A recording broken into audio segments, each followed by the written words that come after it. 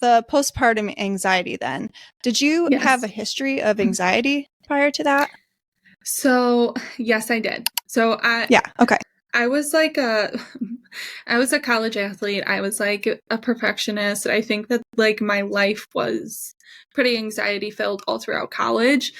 When it hit me postpartum, I was pretty familiar with what was happening. But I would say it's like a whole new level. It truly was. Like my anxiety in college it was just different. When I started to experience it postpartum, it was like almost debilitating. I would be going in stores literally looking for like an exit strategy, or like, was this person following me a little bit too long? I would just get like a weird random gut feeling. I would literally leave my cart, leave stores. Like it was pretty debilitating. You just start thinking about the worst case scenarios. You have nightmares about it. You don't sleep. And that's just like her safety out in the world. But then you like think about SIDS, and SIDS could happen. Yeah. And then you're just like, is she breathing? She hasn't woken up in 2 hours. Is she breathing? You Yeah. check for a pulse. You reach over. You're like, okay, all right, we could go back to bed for another hour just to do this all over again. Yes. Yeah. Had you heard of postpartum anxiety prior? Like, obviously you knew anxiety, but had you heard of postpartum anxiety before? Sure haven't. No, Didn't hear. I hadn't either. So what were you thinking when like this was going on? You were like, obviously knew it was anxiety, but did you put two and two together? Like maybe this is related to, you know, having her, or, you know, postpartum, or not right away, at least. I would say like, I think I played it off almost as like, oh, this is just like the motherly instinct, the protective nature. And then I was just like, no, this is like almost to the point of like debilitating. Like this is to the point of like, I'm carrying on a trail behind our house, like pepper spray, like one of those birdie chirpers, literally a handheld axe. Like, what did I need an axe for, Taylor? I hate to even admit that, but like, I was so nervous. So then I was like, okay, you got an axe. This isn't normal. This isn't just your normal anxiety. And then I like started to put two and two together of like, wow, maybe your hormones are a little bit out of whack. So that's kind of when it clicked. I think maybe the axe was the breaking point. Yeah. Oh, that's funny. I think for me, because I had it as well, and I did not have a history of anxiety. Yeah. But it hit me when I was like obsessing over outlets. Like if I saw an open outlet, like I could not think of anything else but that outlet, that it was not covered, and that she might stick her finger in and get zapped or something. Like it was wild. And I was like, why am I so obsessed with these outlets? Like I would like in a baggie, I would carry around little outlet covers. And if I would go to people's houses and they didn't have outlet covers, I would put them in. It was bad, but yeah, so I can relate in the sense of that like moment. You're like, oh my God, what's going on here? So what is happening? Were you having any, like, I know sometimes anxiety can present in the physical aspect. Did you have any of that or no? I didn't have any like panic attacks or anything like that. I would just say like the biggest thing was like heart racing, and then like that shortened breath. But that was just like when I was out and about. Like I would say that there was like, and I vividly remember it. We went to like a Barnes and Noble, right? Like a super innocent place. We went to a Barnes and Noble, but I was there with my mom and my sister. And I remember like looking for a book, and I was just like, okay, if someone were to come up to me right now and try to grab my baby and the car seat, what book would I use? How would I get out of here? And I just remember like my heart racing, my shortened breaths. And I was just like, we have to get out of here. I literally like went up to my mom. I was just like, we have got to go. And I didn't have a panic attack, thank goodness. I do have like the coping mechanisms to now like work through those because of what I dealt with in college. So I think maybe that's it, like grounding myself and like knowing those coping mechanisms. But I would say maybe that's probably why I haven't had it, because definitely dealt with some crazy stuff. Yeah, for sure. Yeah, I've dealt with some of the, like, initially it was the plugs, but then like my heart rate would just like skyrocket, and I would almost feel like I was having a panic attack, and it was like over nothing. Okay, what's going on? Mm-hmm. This is wild. But I did not have those tools, so I had to go see someone. And then the pandemic hit, but that's a whole nother thing. But whole nother set of anxiety. Yeah, gosh. Yeah, speaking of, then with the pandemic, did that like heighten things? Or oh wait, no, you were in the middle. Were you in the middle of it? So I had her in 15 months ago. Yeah, so it was already a thing. Yeah, I had her in 22. I would say. Yeah. Okay. Was it? What year is it now? Such a valid mom question.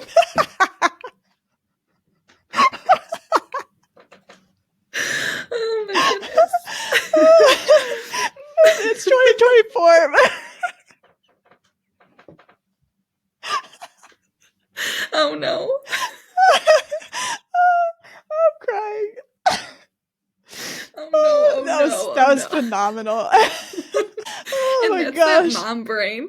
Yes. That's the mom brain. I'm not alone. Yeah, so it's 2024. Okay.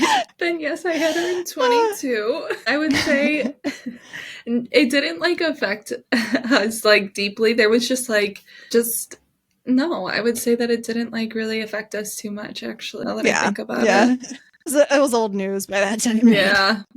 I was like, I don't even think they took different precautions like when I gave birth or anything. Yeah. Okay. Were you allowed to have like I know when I had Ara, which was like now 2.5. So I had to think about it. 2.5 years ago.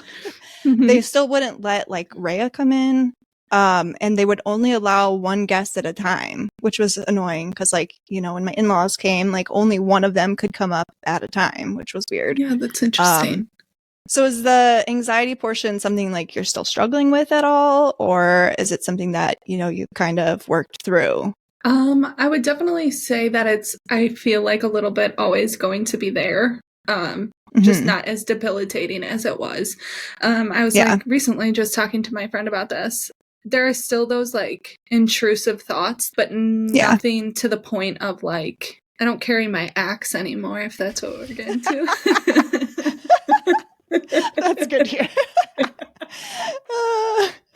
You know what though? And like we kind of were talking about this behind the scenes the other day when I had posted that reel about like the safety and like women and whatever, and it is a thing. Like it's a thing that we have to deal with, boy parents as well. But like, I don't know, something about having girls, it's like so scary. Yes. And this also came up in conversation. I think it's way worse because females get a different side of the world. And like, I don't care what anyone says, the stuff that we deal with, the comments that we get, the things that we need to be aware of, we see the world a little bit differently. So now that you're raising a daughter in that world that you had to like live through and guard yourself, protect yourself, toughen some really hard spots in yourself, you're now like, how do I now do that for myself? How do I do that for my daughter and like raise her to be strong-willed and not to be so afraid and have anxiety around it, but like also prepare her because this is the reality of the world that we live in. So how do we do that? So I think that it's so different raising a girl. It is. I really do feel that. I don't have any boys. Right. So same, maybe, but like so maybe I'll feel different, but I don't know. Because the world is so different for a female. And I think every female knows that. So yeah, especially any female that has been through some crap. You just you see it totally differently. Like honestly, when we found out with Rhea the first time, like we did a gender reveal and I was like, I'm totally having a boy. I had a dream about it, so I'm totally having a boy, and I was all excited and whatever. And then I see pink, and I'm like, oh my gosh, now what? Like I was instantly scared. Like I was like happy, obviously, like, oh, a girl, like it's gonna be so cute, whatever. But like that fear was instantly there because I'm like, I know how it is as a woman, And as a girl growing up, like, it's hard. And it was like, oh gosh, it's a whole set of challenges that I'm not sure I'm ready to face, but like, we're going to do it anyways. And here we are. And so just constantly having to be aware. And it's like you said, like, I don't think that men see that as much. Luke kind of makes fun of me because he's like, your keys are crazy. Like, I got my pepper gel, I got like a window breaker, I got a hidden like pocket knife, I got like all this stuff. And he's just like, what? And I'm like, but you don't understand how easily women can be, you know, overpowered or like whatever. All these things can happen. And just, you have to be prepared and aware. And like you said, raise them to be not afraid, but aware and confident and all of that. So it's a whole different ball game with girls. It totally is. So when you were kind of experiencing those things then with the anxiety, I know like you've said before, like, don't Google whatever, but did you Google? I had to.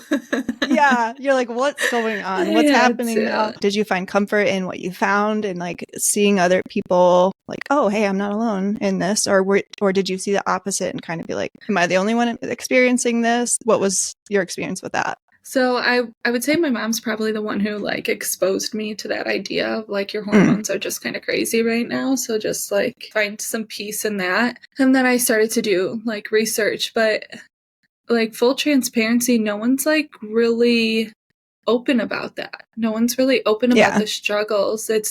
That's my biggest issue with social media right now is it's like such a highlight reel and like all of my friends are like having babies and we're in the same season of life and like no one's transparent about what they're going through. So like I didn't feel like I connected to anyone. I didn't get any peace in that other than knowing like, okay, well, at least I have a name for it. At least I know that this is what's going on and like do the best you can to use your coping mechanisms when you need them. But again, this too shall pass and take it as like part of your journey. But I like made a promise about myself. If anyone were to ever ask me, I'm going to be fully transparent about it. I will like always tell you that, yes, having a kid is beautiful. Birthing is beautiful. All of it is beautiful. There are some really ugly sides to it as well. Like that anxiety can possibly come with it. And yeah, social media can be so dangerous in so many ways. And there's so many things that I see where if you don't relate to it, that you're like, what's wrong with me? You know? Yes. It's so bad. And like, we got to just stop comparing and stop letting these reels and these other things make us feel bad about ourselves. Like the clean house one.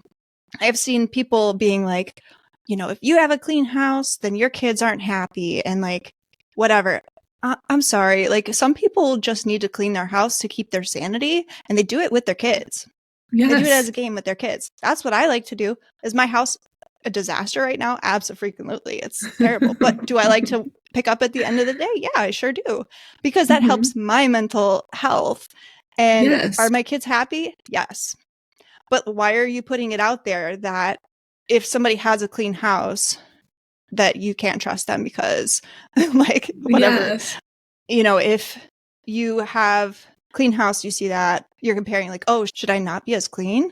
Like I feel bad about this now. Or other people on the other side, oh, well, they have a super clean house. Maybe I need to clean my house more. It's like, no, do your thing. Like do what works for you. Comparing. Because it does. It adds on to this like mental pressure and this anxiety and this depression and all of it. And it's like, oh, I get very tired of the stuff I see on social media sometimes. I just want to see real content. And it's just, there's not a lot of that out there. No, there isn't. I totally agree with that. And I like feel with that, like when you see that stuff, you have to ask yourself, like, do I even really want that? Like, I don't even really want a messy house. My kids are happy, but like for my mental sanity, like I don't want a messy house. So if you're telling me that in order for me to have happy kids, I have to have a messy house, I don't even want that. Yes. You could just tailspin with social media. You have to be so careful. Totally. Because it really can,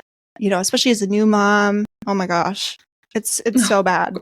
It is. You see all the people's pretty pictures, and like, I know what it probably took to get those pretty pictures, but y'all aren't sharing about that. Nope. Which is okay. Not everybody has to, but we're doing it now. So yes. But that's the journey we're on, so yeah, right. All right, friends, if any of this has resonated with you today, please take a moment, give us a comment, let us know your thoughts. We'd love to hear about it. Also, if you like this one, check out this one too, because it's really good and I think you're going to enjoy it.